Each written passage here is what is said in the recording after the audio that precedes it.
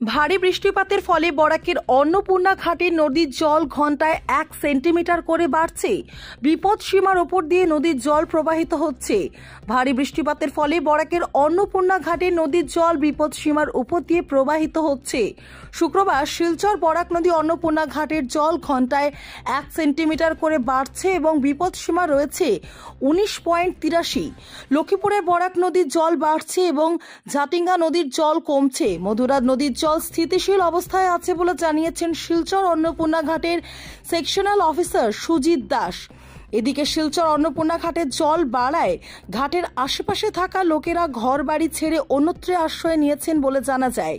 নদীর জল বাড়ায় অনেক লোক চিন্তিত হয়ে আছেন এবং জেলা প্রশাসনের পক্ষ থেকে জনগণের কাছে আবেদন করা হয়েছে যে বরাক নদীর আশেপাশে না যাওয়ার জন্য। ব্যুরো রিপোর্ট, নিউজ অবিকল।